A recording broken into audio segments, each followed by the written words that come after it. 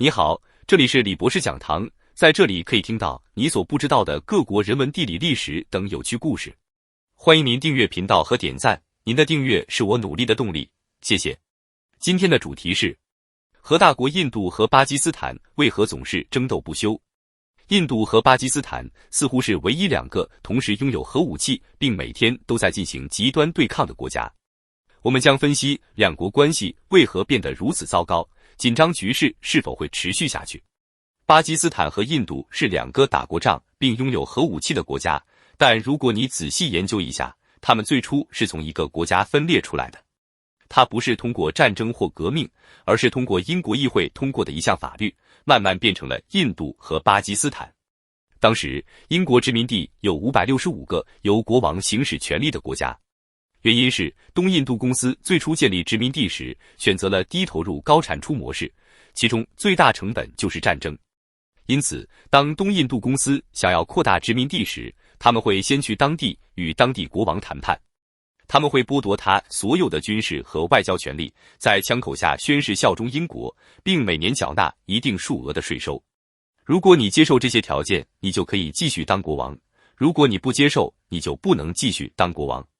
大多数国王都是这么做的。当然，也有一些国王一开始不接受，这时英国军队就会出动杀鸡儆猴，然后获得国王的同意。巴基斯坦和印度合并的印度境内数百个小国中，大部分是穆斯林国。因为莫卧儿帝国是殖民时期之前存在的王国。莫卧儿帝国是一个穆斯林区，所以很多地方领主都是穆斯林。因此，印度有数百个由穆斯林国王统治的王国。如何处理这个问题是个严重的问题。这个时候，甘地不愿意为了这个事情自己双手沾染鲜血。双手沾满鲜血的是一个叫帕泰利的人，就是这个人调动准军事部队，清除和镇压所有拒绝并入印度一方的国王。从民族主义的角度来看，帕泰利才是真正的英雄，双手沾满鲜血的英雄。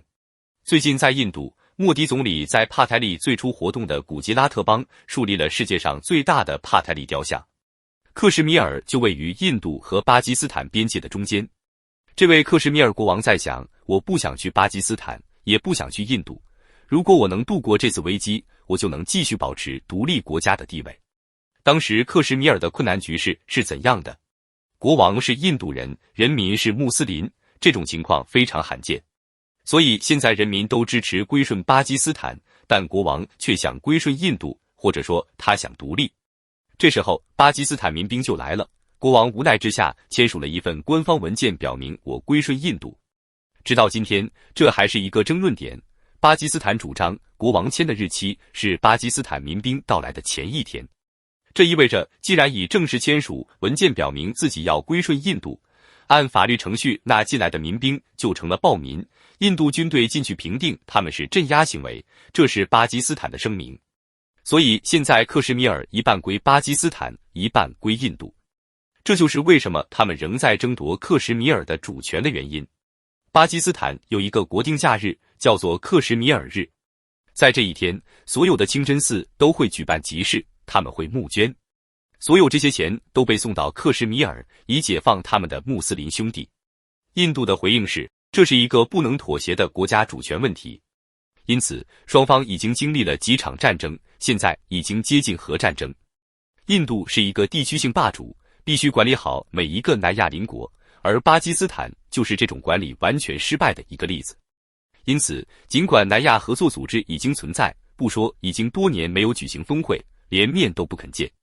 印度必须在中美霸权战争中获得自己的利益，首先要做的就是摆脱克什米尔等地的不安全因素、恐怖主义与穆斯林的紧张关系，然后才能以稳定的方式管理自己的国家，才能自如地处理你的外交关系。在2+2会谈期间，美国对印度施加了非常大的压力，他们所做的就是提到他们将密切关注印度的人权状况。印度外交部长说，这其实不是什么大事，真正对印度施加压力的是美国国会议员去了巴基斯坦克什米尔。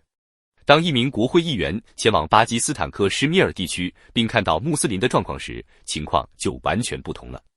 印度也知道有人会利用这个致命弱点，但如果印度这样做了，那么他们无法与巴基斯坦和解的重要原因是什么呢？不是宗教或类似的东西，实际上是一件事。你不可能扔掉一张神奇的卡片，这张卡片就能赢得30年来的每一次选举。你只需要在选举时在停火线上引爆一枚炸弹，甚至不需要杀死几个人，然后选票就保住了。2019年发生的事情是，印度空军把一架本应在上世纪60、70年代存放在美国博物馆的飞机驾驶到巴基斯坦，并在一座无人的山顶上投下一枚炸弹，于是战争爆发了。印度宣布，我们发现了一个恐怖分子基地，我们去了那里并轰炸了它，事情就是如此。那是在2月，然后在4月举行的大选中获胜。但在前一年，一些非常重要的州举行了选举，反对党国大获全胜，在没有任何其他联盟伙伴的情况下，赢得了半数议席。有声音说，好像莫迪要回家了，这对莫迪来说是个非常糟糕的时期。突然，那架老式飞机再次飞到巴基斯坦，扔了一枚炸弹。巴基斯坦的一架 F-16战机飞来，击落了该印度飞机。印度飞行员被当地人抓住，差点被打死，但巴基斯坦士兵救了他，并把他交给了印度。在这件事情，在军事上，巴基斯坦取得了100%的胜利，但在政治上是印度赢了，所以飞行员成了民族英雄。这是一种共生关系，无论你把政治或经济搞得多么糟糕，如果你与巴基斯坦发生了这样的冲突，就很容易夺取政权。所以这是你不能丢掉的一张牌，也是你用几颗炸弹就能赢得的一张牌。